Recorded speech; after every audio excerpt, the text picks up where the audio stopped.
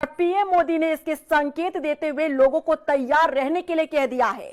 दरअसल Iran Israel युद्ध के बीच पहली बार पीएम मोदी ने संसद में संबोधन दिया, जिसमें पीएम मोदी ने इस बात का जिक्र किया कि किस तरह कोरोना काल में एकजुटता से चुनौतियों का सामना किया गया था। अब फिर हमें इसी तरह तैयार रहने की जरूरत है।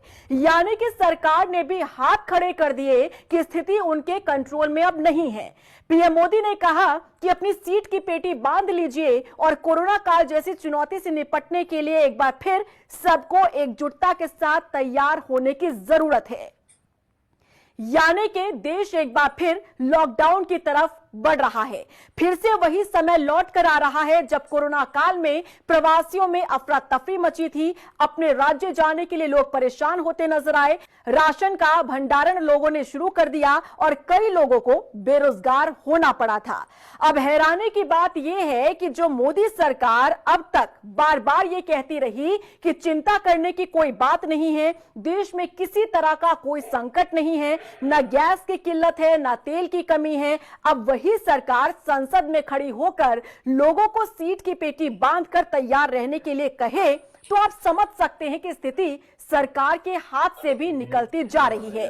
और ये वही मार्च का महीना है जब 6 साल पहले देश ने पहली बार लॉकडाउन शब्द सुना था और उस समय को जिया था। याद दिला दें कि कोरोना काल 22 मार्च 2020 का वो दौर था जब कोरोना महामारी के कारण देश में लॉकडाउन लगाया गया था। देश के प्रधानमंत्री नरेंद्र मोदी ने देश के नाम संबोधन देकर इसी तरह लोगों से कठिनाई के दौर से लड़ने के लिए कहा था और उन्होंने आह्वान किया था कि सबको एकजुट होकर इस दौर से लड़ना होगा।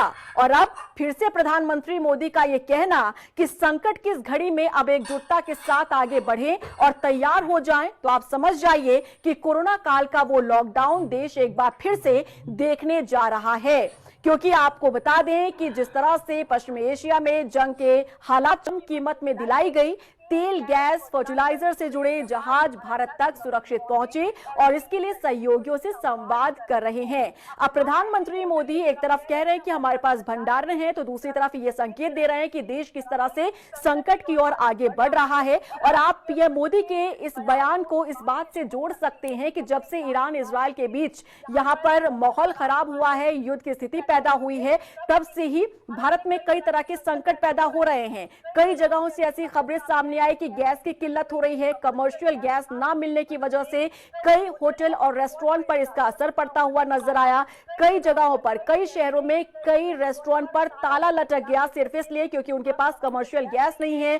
बुकिंग करवाते हैं तो उनके पास नहीं पहुंच रहा है, जिसकी वजह से उनका रेस्टोरेंट बंद हो चुका है। अब एक रेस्टोरेंट बंद होना आप समझ सकते हैं कि इसका असर पूरे परिवार पर पड़ता है। और सिर्फ एक रेस्टोरेंट नहीं बल्कि कई ऐसे ढाबे, कई ऐसे होटल, कई ऐसे रेस्टोरेंट हैं जो बंद हो चुके हैं, यानी कि व्यापार उनका ठप हो चुका है। रोजी रोटी पर संकट मंडराने लगा है। अब पीएम मोदी का संबोधन जिस तरह से हो गए थे, जो प्रवासी